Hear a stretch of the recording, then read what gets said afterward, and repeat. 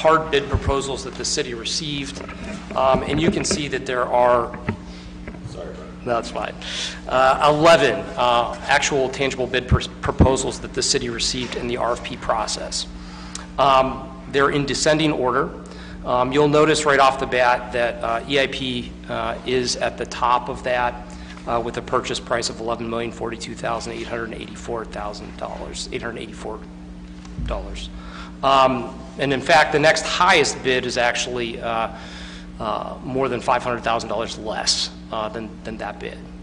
One other thing that I'd like to draw your attention to, this purchase price does not include sort of an additional aside which was negotiated with EIP in the bidding process. They have agreed to pay for reasonable attorney's fees and also costs associated with title work for the properties. So that is in addition to this number that you see before you.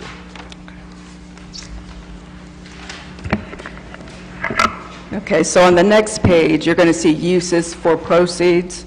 Again, the first item on here is the miscellaneous revenue that was budgeted in the 2017 general fund budget.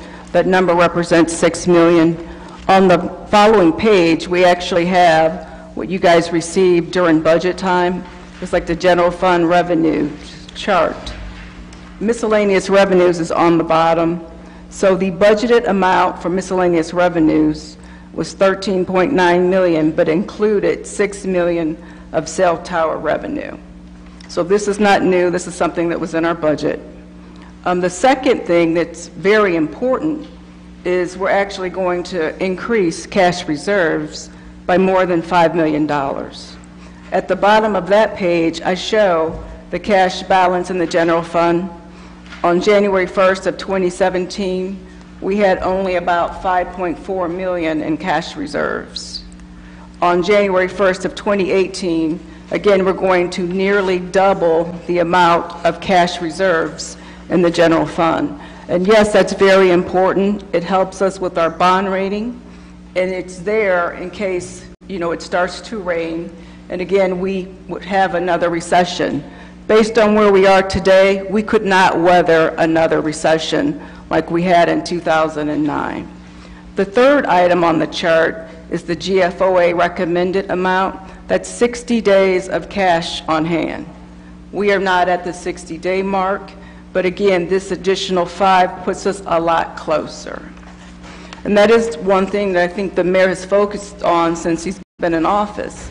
It is how can we improve our financial position? How do we grow cash reserves? This is a great first step to doing that. The second page, again, I'm sorry, we looked at, it's the general fund revenues. This document was in our budget report. The only new thing is the projected for 2017.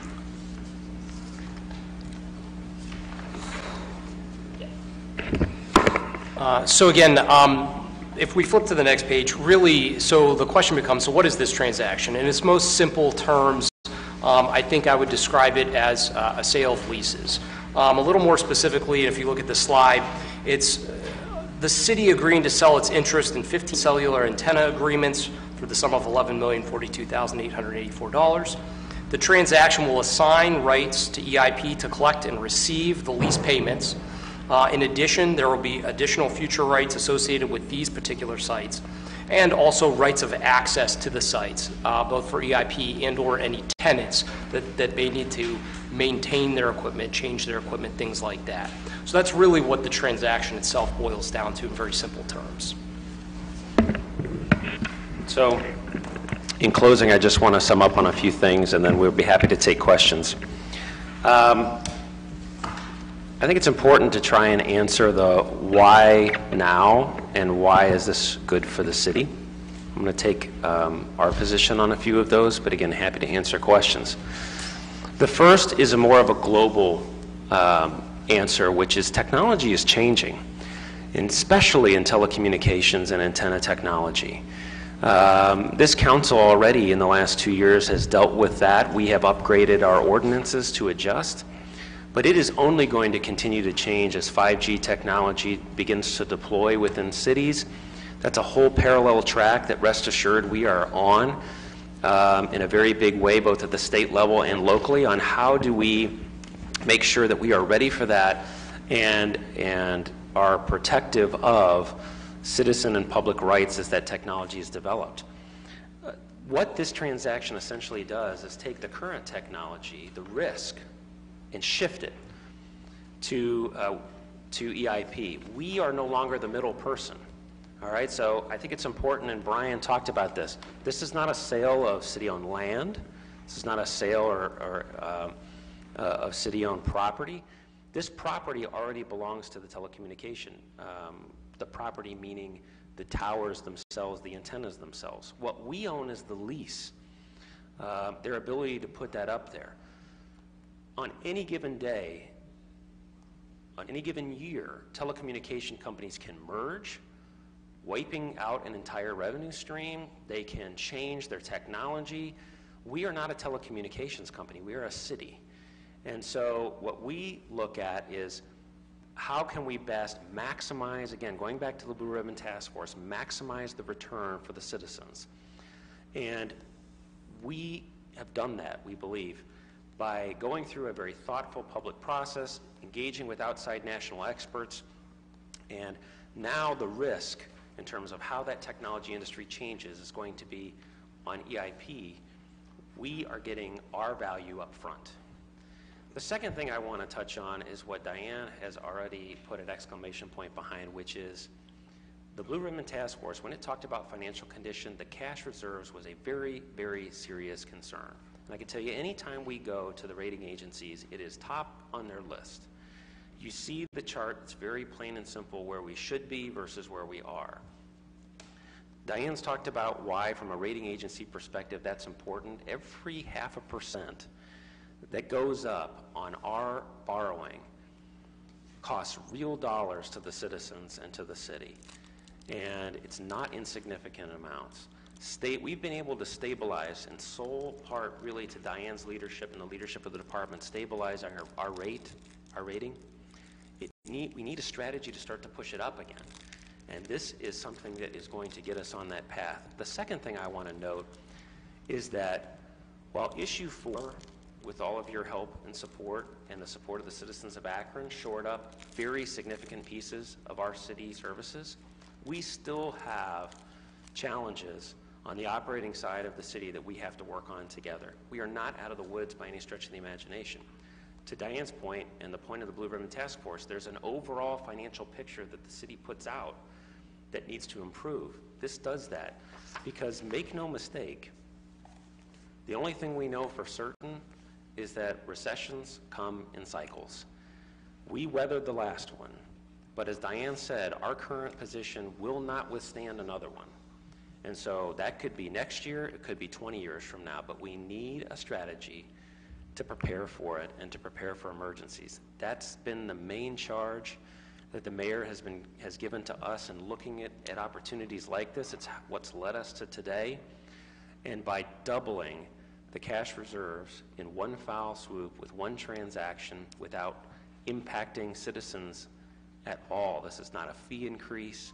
There's not going to be a disruption in service in terms of walking around with these things.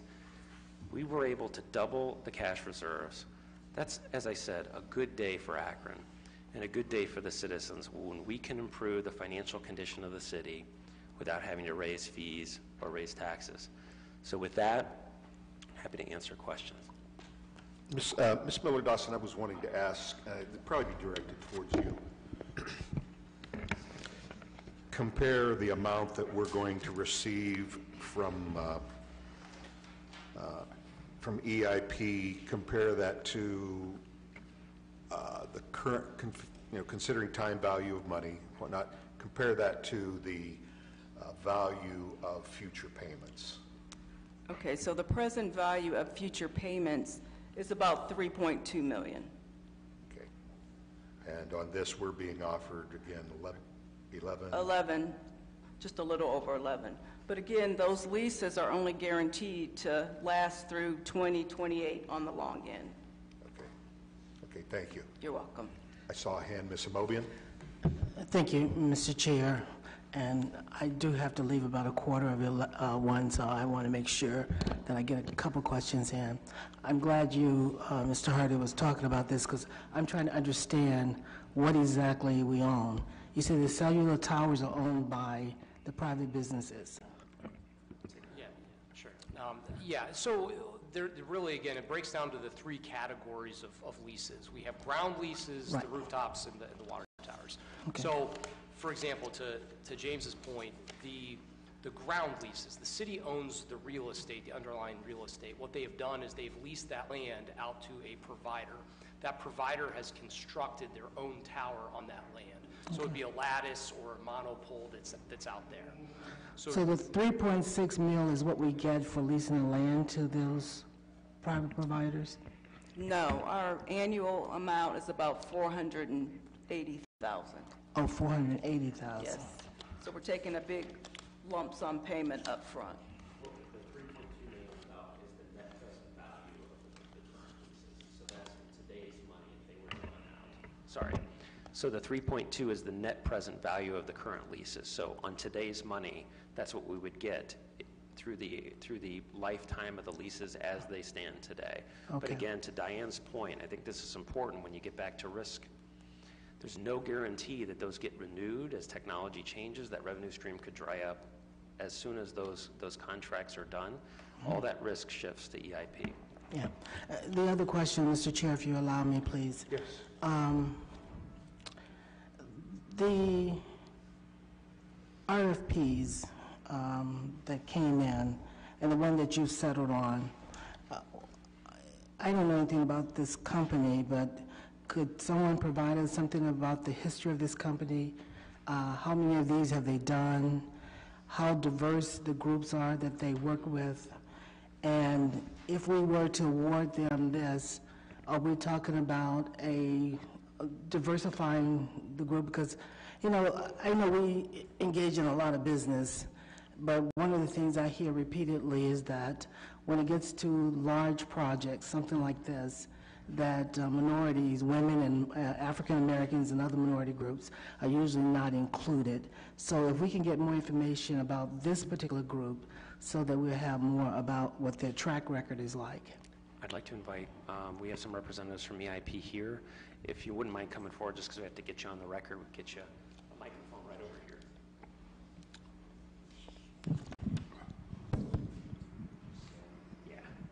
Yeah, if you would, please, for the record, just state your name and... Thanks for having us. Matthew Newton, Pittsburgh, Pennsylvania, with Everest Infrastructure Partners. Okay. So John and I are the founders of Everest. Mike, our third founder, is unable to be here today. The company is a 2-year-old business. The three of us worked together for the previous 10 years in a prior company called TriStar. So the group is currently 12 employees. We are specialists in managing infrastructure assets, real estate interests, exclusively in the telecommunications leasing business, the wireless industry, as well as the power generation business, specifically solar and wind generation facilities. We own primarily real estate rights that we lease on a triple net basis to those owners of assets like the owners that have constructed cell towers on top of the city property in this transaction. The prior business we sold the company in 2014. At the time, we had nearly 1,000 assets, individual sites, comparable to the 13 that we're acquiring in this transaction. Our current business has approximately 75 sites, so this is a large transaction, but it's still a small minority of the total. Of the 75, we will have acquired the vast majority this year, more than 50 this year, so the business is growing fast. We own assets all over the country, in Arizona, in California, Florida, New York, Ohio, Pennsylvania come to mind. We are, one final point, we are supported, our investor group is the MassMutual Life Insurance Company. We have a $100 million financial commitment from MassMutual that we acquired in 2015. We are at the early stages of investing that on their behalf, so we should be doing this for the foreseeable future. Thank you. You didn't quite answer my question, but you want to carry on. I'm interested in the diversification of your staffing, the employees, the people that, I realize this company is only 2 years old, but it sounds like you've been in business before this. Certainly, yes. So the current business has 12 employees. I believe it's 3 women, 8 men,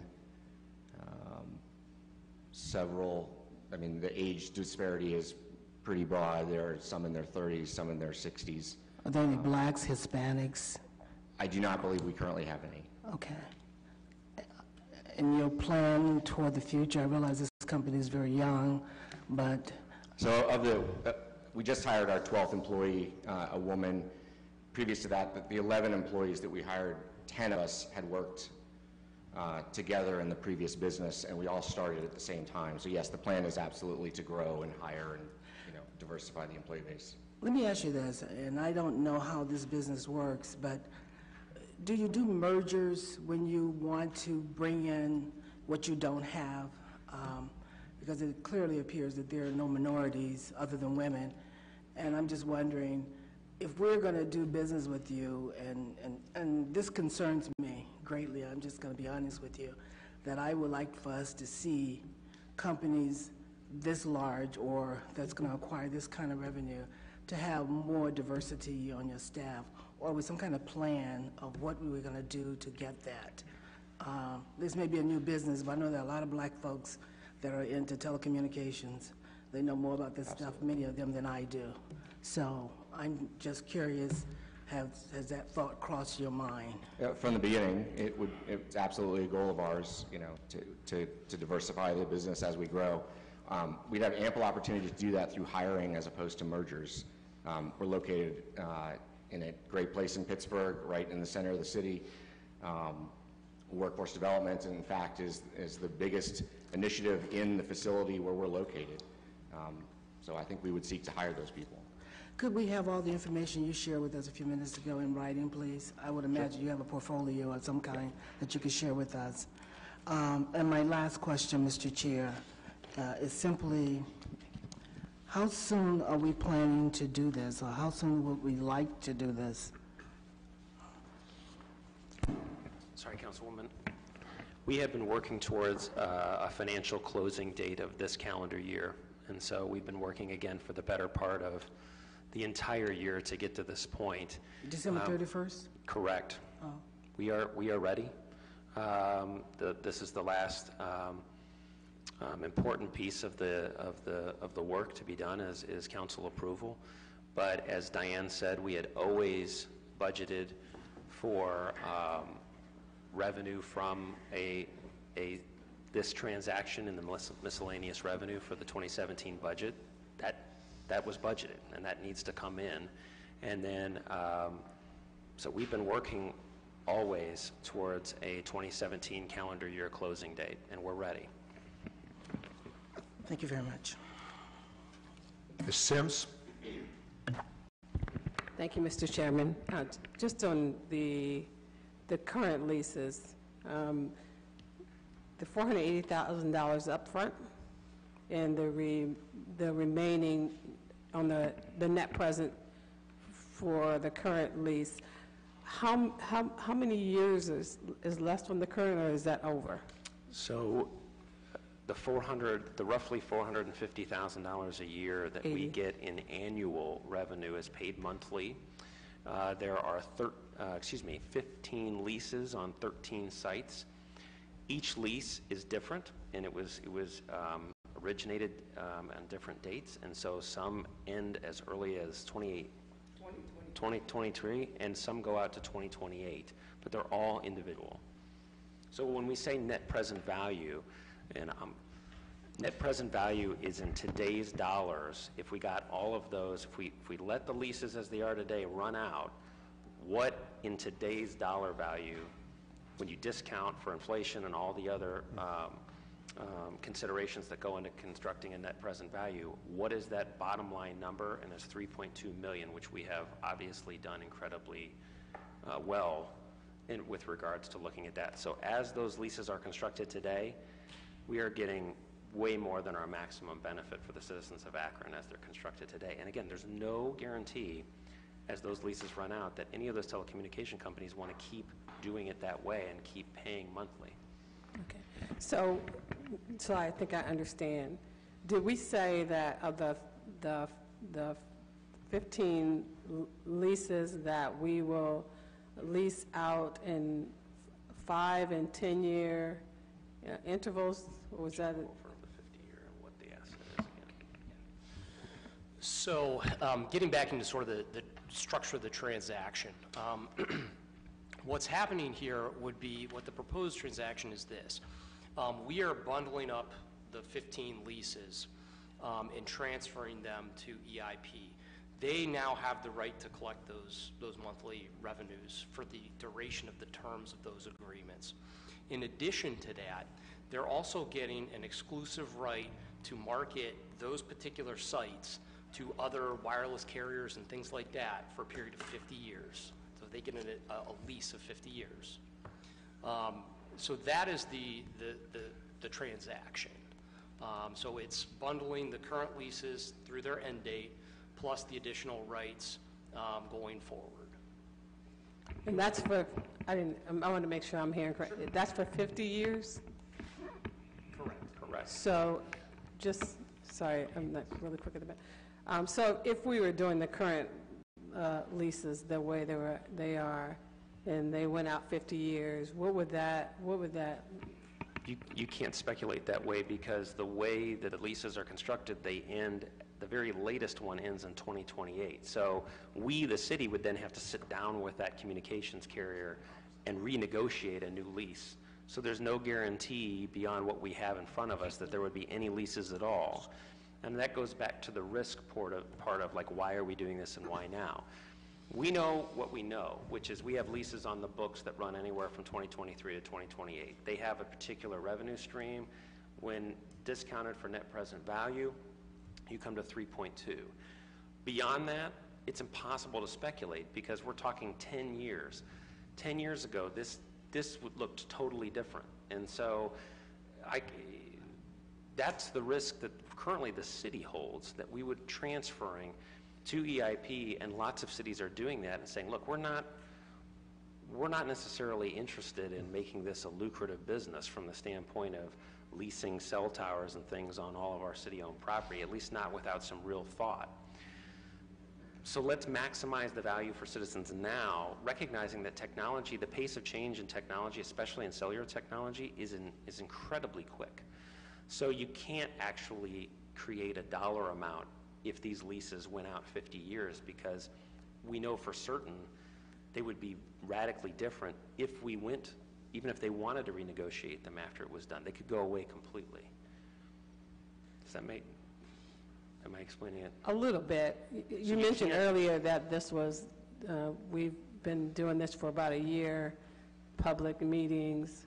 I just wasn't aware. I'd probably be a little more familiar with some of the things we're talking about here. Sure. So we didn't have public meetings. I just want to correct that. We had a public RFP process. We posted on our website for months.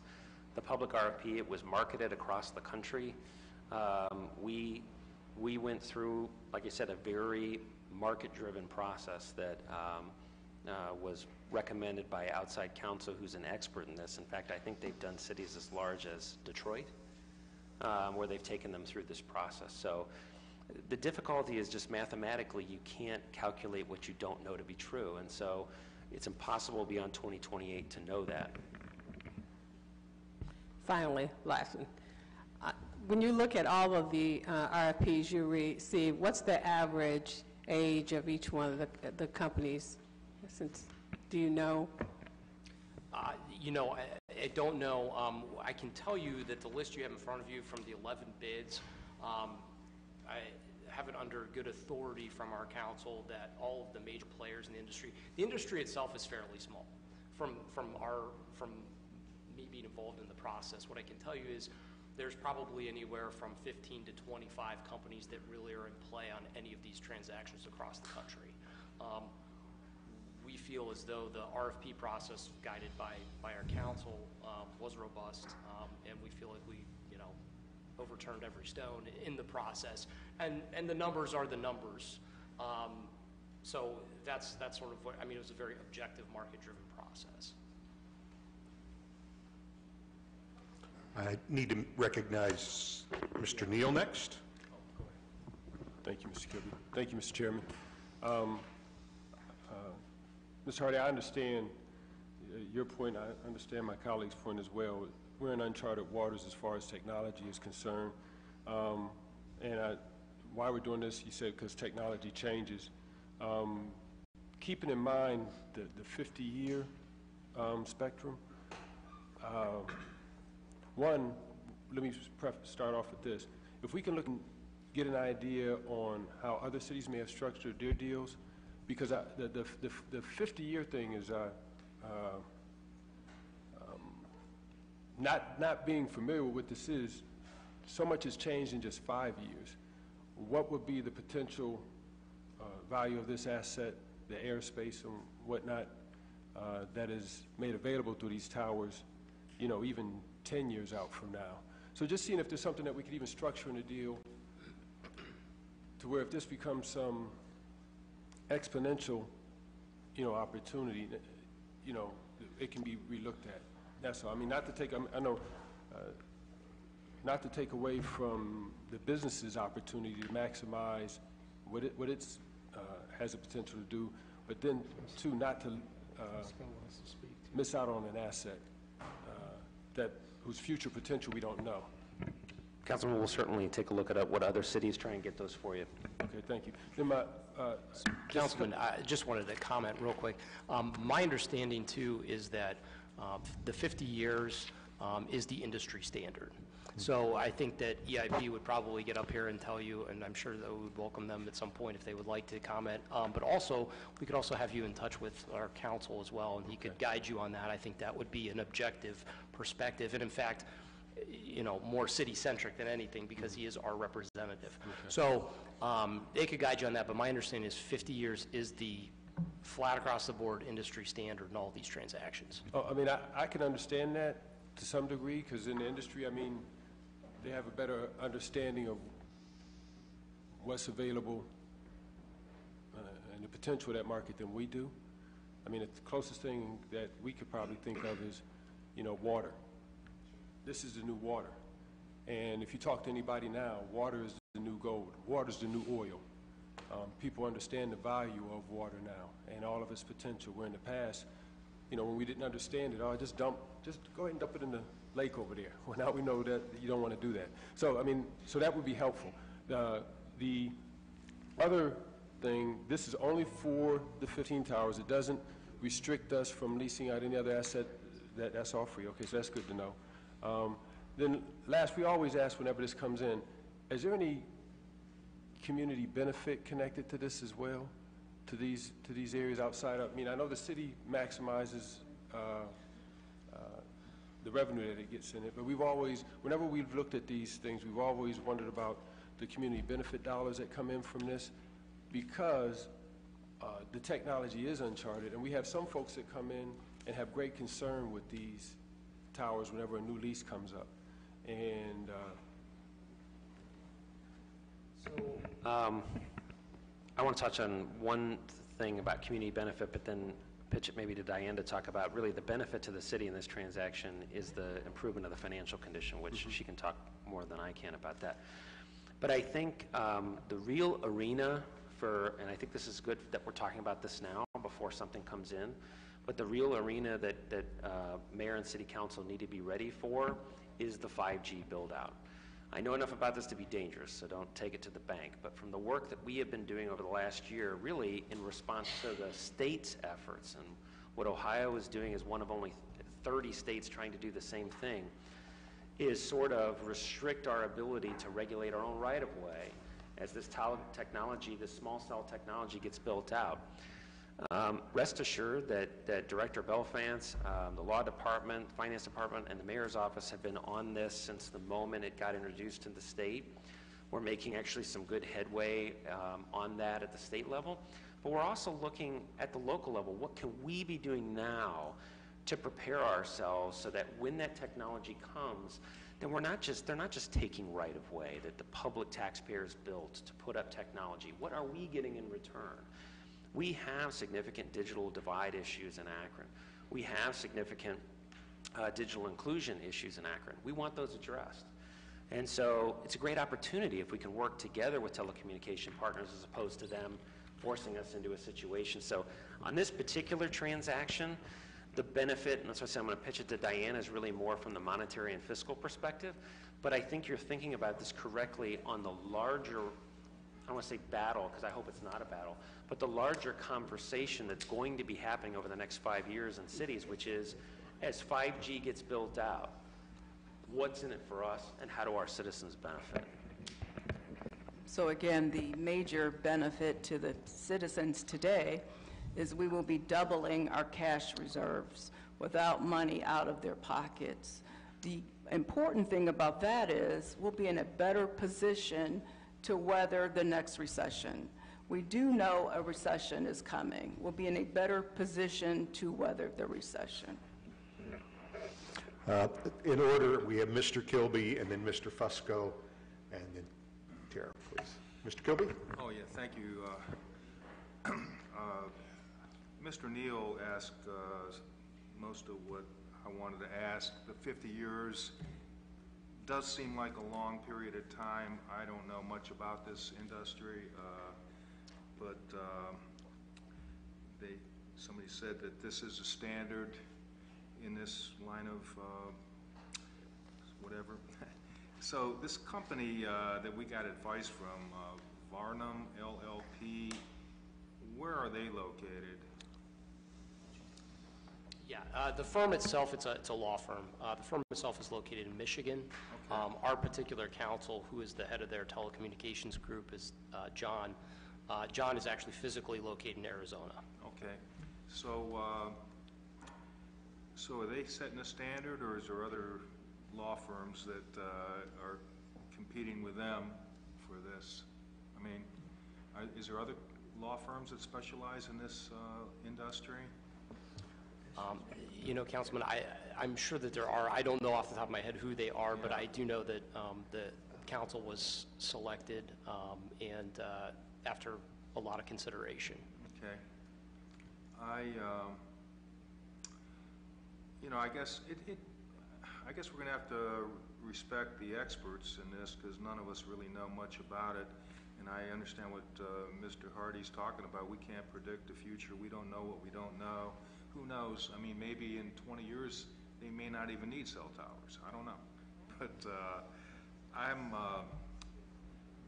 tend to think it's probably a good deal for the city. A lot of thought went into it, but I would like to just ask a couple questions about the money that we're going to get from this. So we're going to double our cash reserve, use 5 of the 11 million for that purpose. What's the other 6 million going into the general fund? It was budgeted to go into the general fund. Okay. So again, when we put the 2017 budget together, we were counting on getting at least $6 million. Okay. The good news is this transaction is 11 million, so we have an additional 5. Okay. So I guess for all intent and purposes, this is a one-time thing. I know I'm not going to be around in 50 years, but maybe a couple people here will be. They're lucky. So I just, so it's like a one-time thing, and I guess, you know, I tend to feel like, you know, we're probably going to go along, I will anyways, go along with this. I would like to, when we do the budget, I think there's some things that people on this council would like to look at. We're already talking about the retirees, their spouses, okay, looking at that, seeing if we can help some of those people out. So maybe that $6 million or whatever's left over can be used for that. I don't know, but I think council ought to take a really good look at how this money is spent when we do our budget next year, starting soon. So I just want to, I think those are all legitimate points to make. I think I would just reiterate what Diane said, and again, really what the mayor's at on this.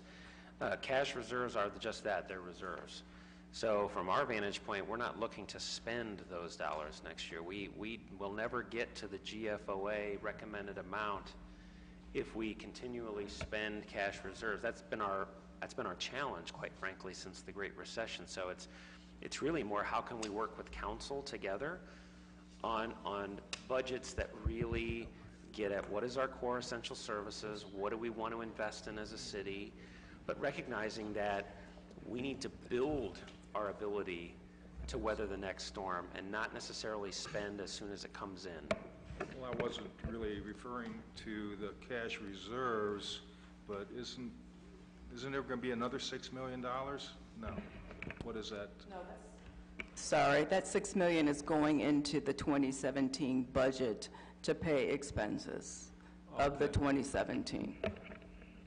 So are we coming up short right now? And This was planned at the beginning of the year.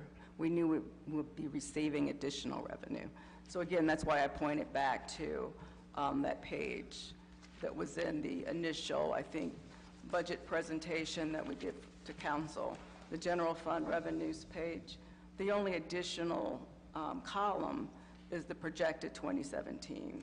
The rest of these numbers were included when we first started talking about the 2017 budget.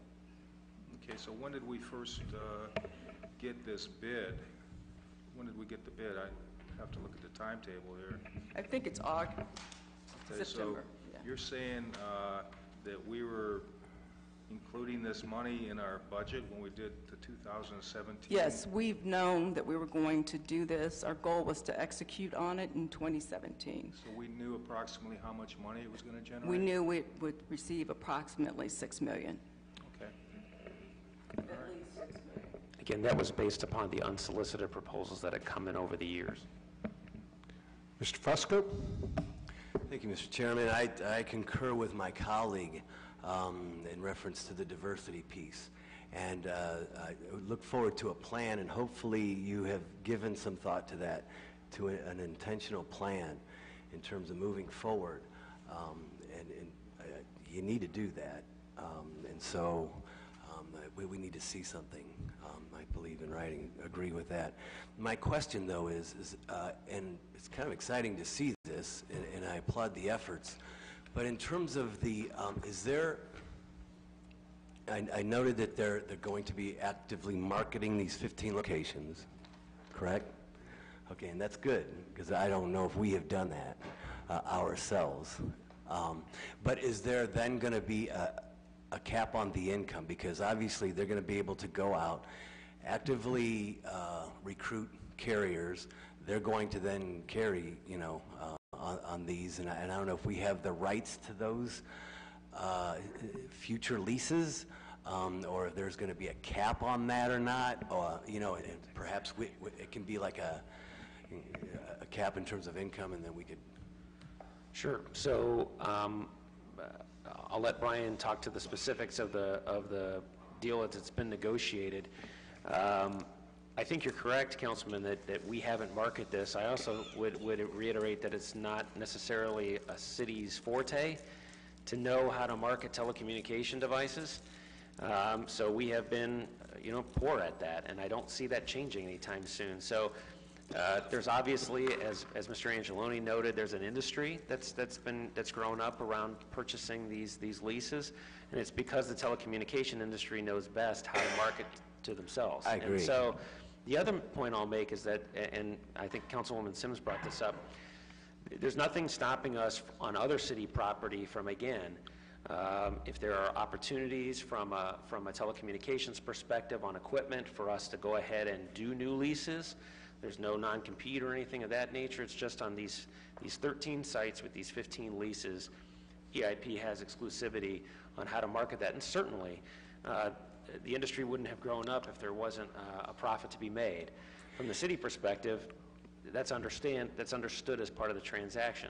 We wanted to maximize the value for the citizens, but then also recognizing that we don't do this very well and we never will. And so the best we can hope for is, again, as opportunities come along, as technology changes, if there are good fits to generate new revenue streams for the city, yes, I think we want to be open to that. But we also want to recognize what we're good at and what we're not. But Brian can speak to the specifics around your cap Good. question. And I concur with regards to the marketing piece. I'm glad to see that moving forward, that we're, that they're going to take on not only the marketing piece, but also the risk piece, because as you mentioned, that, this is, in fact, a changing, evolving business. So, yeah, I'd like to hear more about the... So transactionally, what I can tell you is that there is no cap in terms of how they can market that. Now, well, not so much how they market it, but in terms of, say, for example, they're able to bring in That's right. Additional AT&T, and That's then right. they're going to get an income stream, and There- then would there be a cap Yes. on that? We could receive anything over and above. Right, and monetarily, there is no cap on that. There's no money that the city's going to receive in return for that. What I will tell you is that through the negotiating process, which has been lengthy, and their general counsel, Mr. Lemon, is here as well, EIPs, I can tell you that it's heavily negotiated what the terms and conditions about, especially use of anything that has to do with water towers and things like that. There are protective provisions that we have absolutely, stuck to our guns. We have fought for, and EIP has been very willing to give us those provisions. And I will tell you, they're very protective to the city, and especially to the functionality of all these sites. So when we're talking about a rooftop or we're talking about a water tower, yes, they could market it, they could get additional revenue that we're not going to get a piece of, but at the same time, it has to be done within reason. It can't in any way endanger the structure, the function. It also can't endanger the ground surrounding it, so that there's 10 million little boxes and we can't get our trucks in there. So there are some protections built into it. Mm-hmm. Good, thank you. Ms. Mosley Samples? Thank you. Councilman Fusco really touched on what my question was. Another one is, I know you talked about all the leases being bundled and sold to EIP. Will EIP honor the terms of the current leases that are there, or do they have the authority to change or amend those leases? Yeah, when we bundle those leases together and transfer them, they have to step into the city's shoes, essentially. They have to abide by those terms. Now, that's not to say that theoretically, if the two parties that were part of that contract agreed to change it, that they could probably do that too. But I don't know that would happen. It's probably very unlikely. Okay, and then my last one was, so if they have new companies that they may lease one of the towers to, AT&T, Sprint, what have you, do they have to come back through council for approval, or this is straight EIP, they don't need us for any of it? Good question, Councilwoman. There are certain consent provisions built into the agreements, but there is no city council approval of these things. They will be free to negotiate them. In terms of, to Councilman Fusco's point, the protections that we're talking about, the built-in protections, there are very specific things that they need to comply with, and certainly our consent is part of that process. But as far as renegotiating, no, they would not need to come back to council. Okay, thank you. What are the terms of the payment that we would receive? Lump sum? I mean, is that what we're hearing? Okay, lump sum, that comes when? Before December 31st. Okay, and I will acknowledge you in a moment, President Keith. The sites that we have right now, is there anything that we are using those for? And does that, are there any issues for us in that?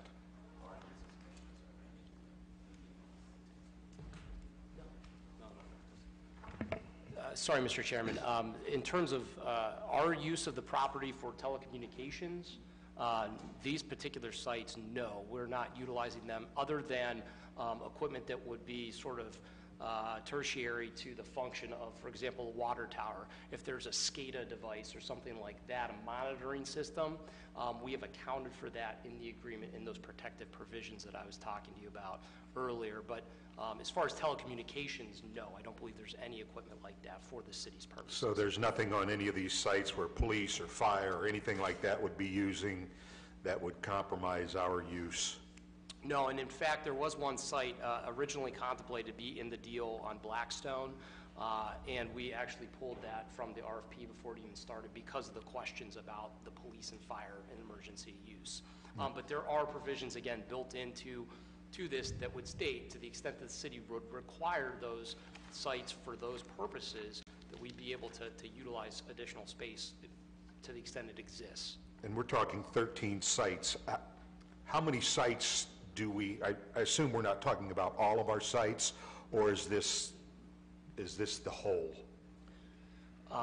These are, as far as we know, excluding one site that I was just mentioning, Blackstone, these are all of the sites where there are cellular antenna communications equipments for commercial purposes.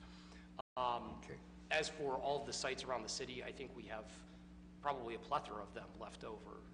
And, you know, to the point that Mr. Hardy was making, I think that there's probably a great opportunity for the city to potentially develop those sites into revenue-generating types of things that we're dealing with here, create another asset pool. So no, I don't believe that this is all of the sites that the city has. I think we have other ample opportunities to develop that in the future. Yeah. Thank you. Mr. Hardy, I'd agree with you as well.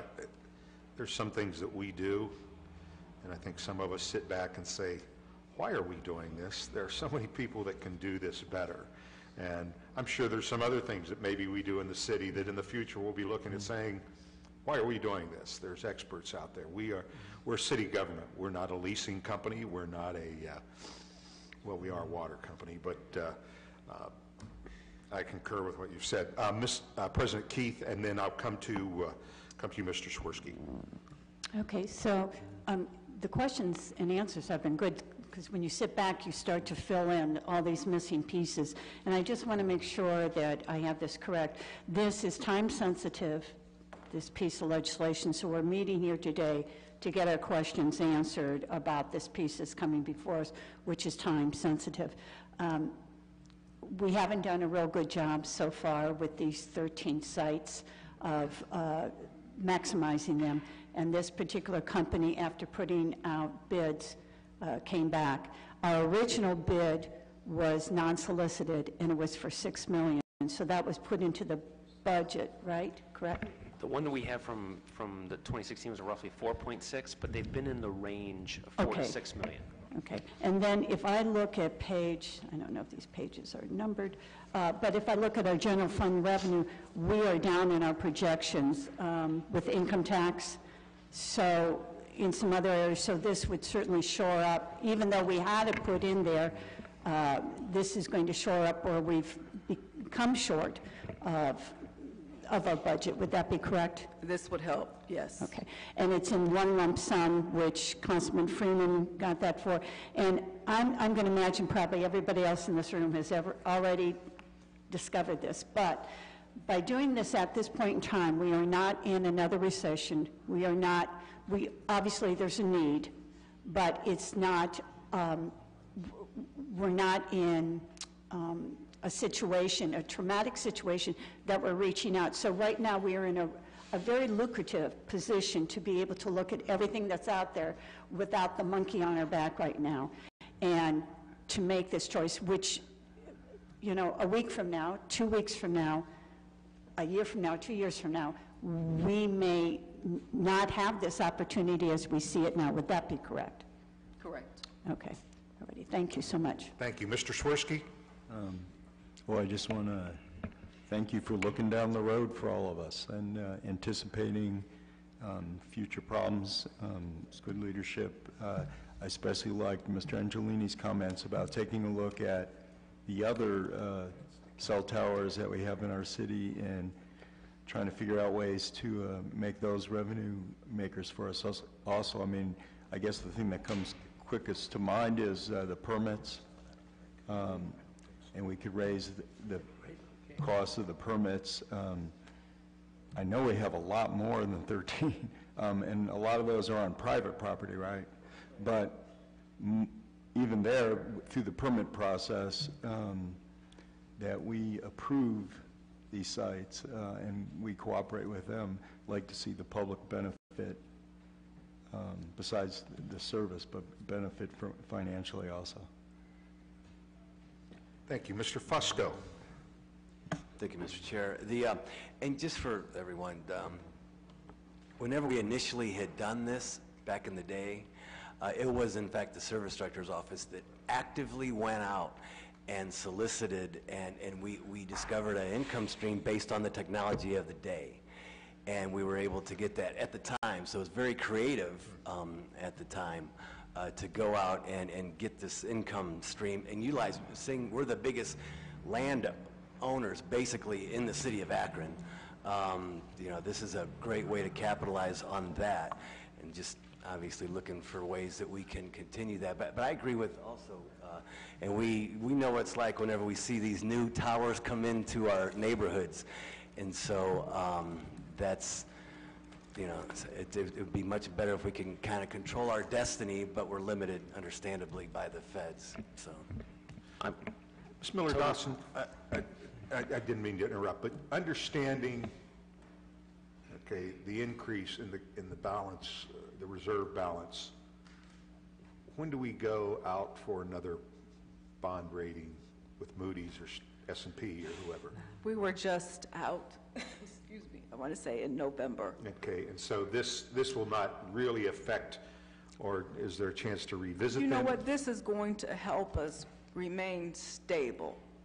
I mean, there's always a concern of a downgrade because of our low cash reserves. Okay. This adds stability to our debt rating.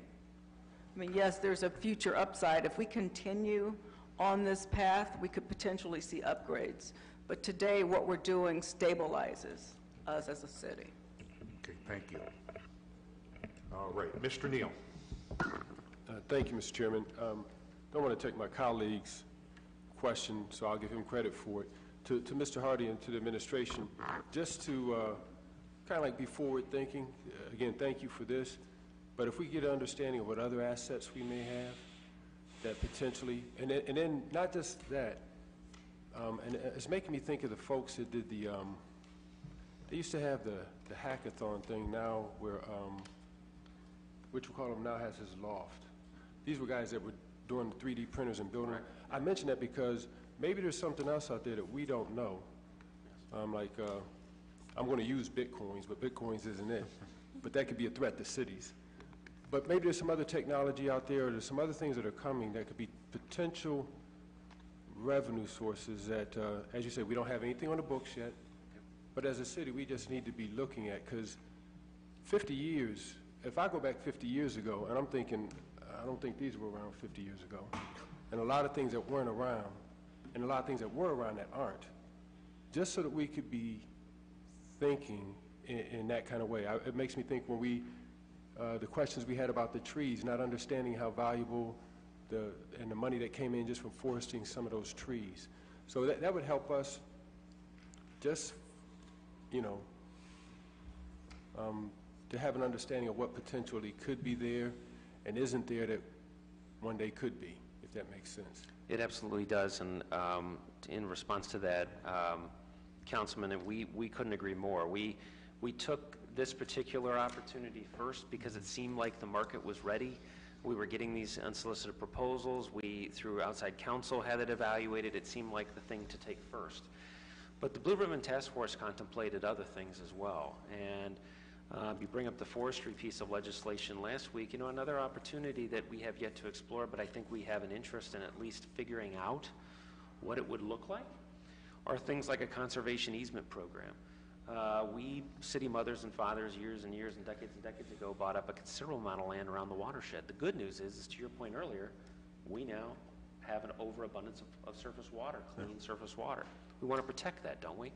There's environmental benefits and fiscal benefits potentially to a conservation easement program, but we have to understand it, much like what law and finance went through very deeply on this one. We would need that kind of time, but the return could be, as we've seen here, substantial for the taxpayers without, again, impacting their daily lives or their pocketbooks. So there are lots of opportunities that we want to look at in partnership, and rest assured that not only on the opportunities that I've just talked about, but again, and everybody's sick of me talking about it internally, but being ready for 5G. I mean, that is coming, and it's a totally different technology and a totally different infrastructure build out than just popping up a pole. we have to be ready for that. We're working on that now. So we will, I think you're right, we need to keep you in the loop as we're working through that. We will, but we are open to other one-time opportunities as well. Mr. Kilby. Thank you, Mr. Chairman. Mr. Hardy, what other assets is this administration looking at right now? You mentioned the watershed. Yeah, I don't want to get everybody excited. Okay. So I know that that's a very touchy subject, which is why, again, both in the Blue Ribbon Task Force and in our strategy maps, we've always said appropriately and responsibly looking at these things. We recognize history as well as today. We don't want to jump into these things willy-nilly. So really, this has been the only one thus far that we've really delved deeply into. There are other opportunities, but again, we would need to give them the same due diligence that we gave on this one. Well, you know, Mogador Reservoir is not part of our watershed. It's not. We don't get water from there. It's just Industrial. It's never been used for anything except recreational purposes. From what I understand, it was a WPA kind of make-work project back in the 30s. I just think we should seriously look at that, because we don't need it for anything that I know of. I mean, we're even leasing out the recreational stuff to the YMCA now. That seems like a pretty valuable asset. You know, that's something that, I mean, I'm sure someone's thought of it, but, and then, what do we own, 18,000 acres of land in Geauga County, which is our watershed, and we have to protect that, I understand that, but we lease out thousands of acres for agricultural purposes, and, you know, I mean, maybe we should look at selling some of that too, if we can. I mean, I know, let's see, what was his name, the guy that was head of the water and sewer, McCrandall, years ago, he's been retired for years ago. This came up in the 90s, talking about selling assets, and now he said, and Diane, you may know the answer to this, he says, we can't, and he was just I don't know, he wasn't the financial guy, but he said, we can't do that because this is, what is it, collateral for all the debt we have. Now, is that true? I mean, that Mogador would be the collateral that for all the debt we're carrying? Well, I think we would have to look at each type to see, because some of those are gone. Yeah, okay. But I just think we should look at that strongly, because we don't need Mogador Reservoir for anything.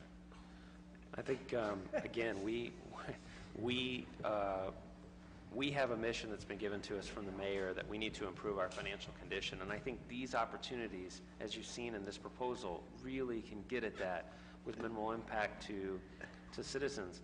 And so we're looking at that, but we always do it with the mind of thoughtful, appropriate action. We don't ever want to jump in anything, and I want to rest assure this council and those that are listening, and we'll read this later, that just as we did with this, we would never go down a path of monetizing any asset without first giving it very, very, very thoughtful due diligence.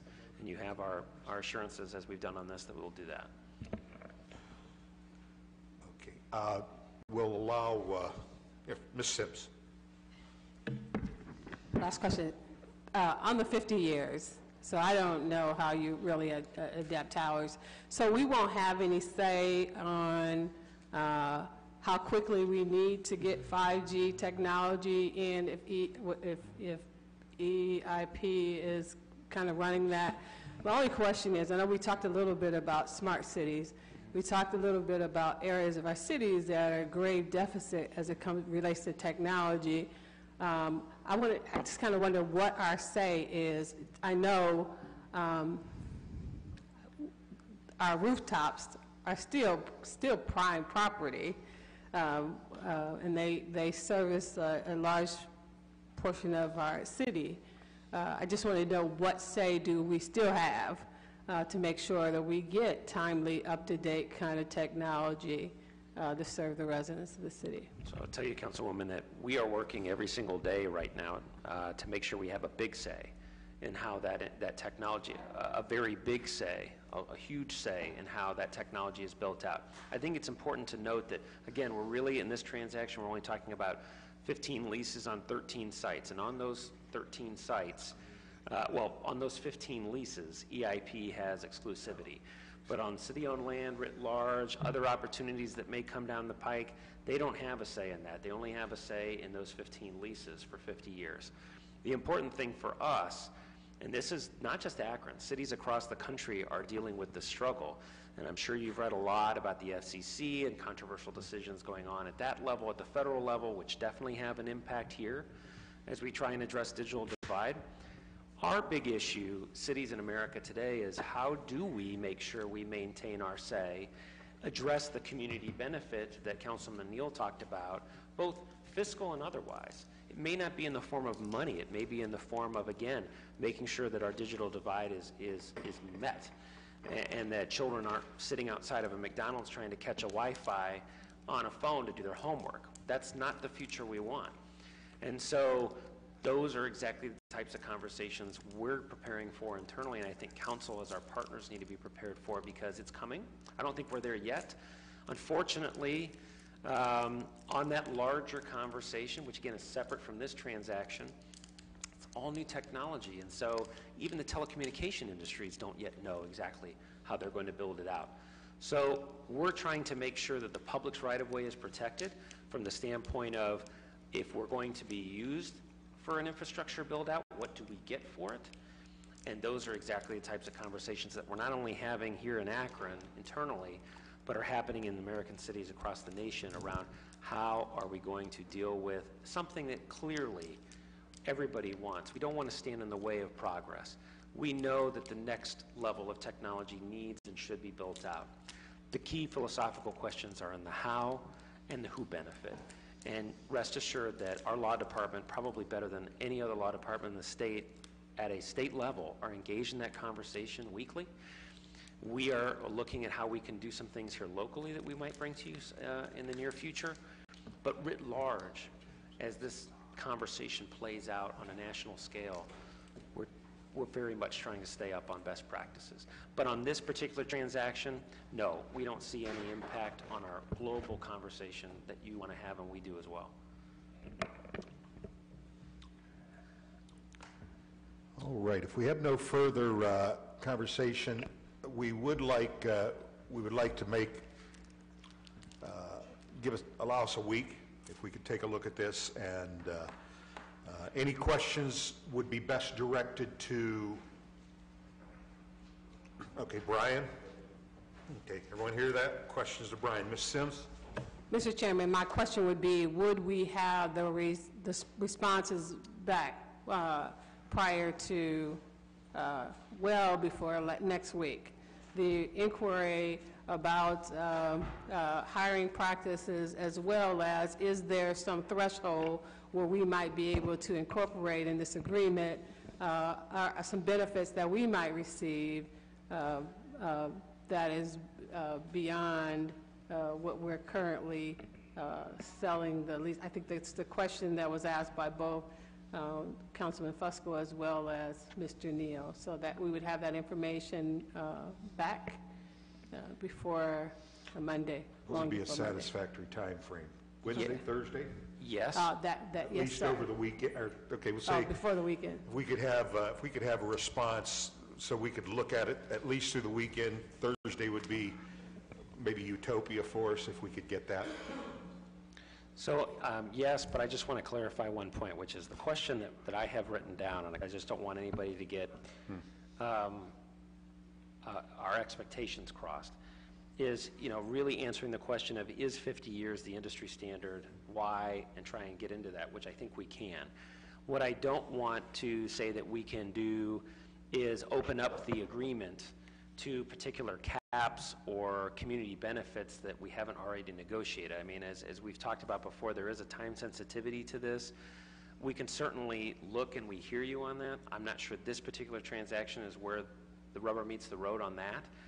But so I just want to be clear, because I don't want anyone to have unrealistic expectations that we can open, that we can do drastic things with the negotiation, but we can certainly answer the global question about why 50 years, why is that the industry standard, et cetera.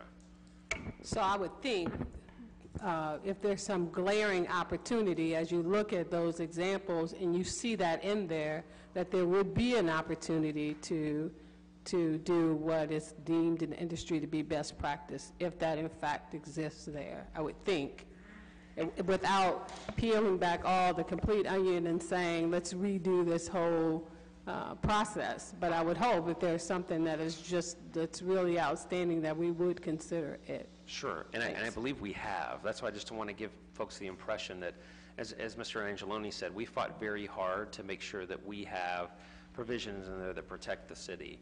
And we will respond on the global questions, but I just want to be certain about expectations that and I said before, I'm very proud of this group, and you should be as well. This was not an easy negotiation and to get to this point, and they served the city very well.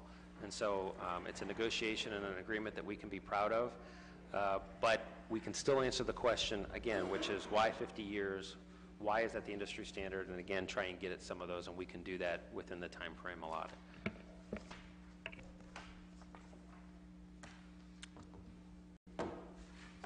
All right. Motion to adjourn? We have a motion to adjourn. Is there a second? Second. All in favor? Aye.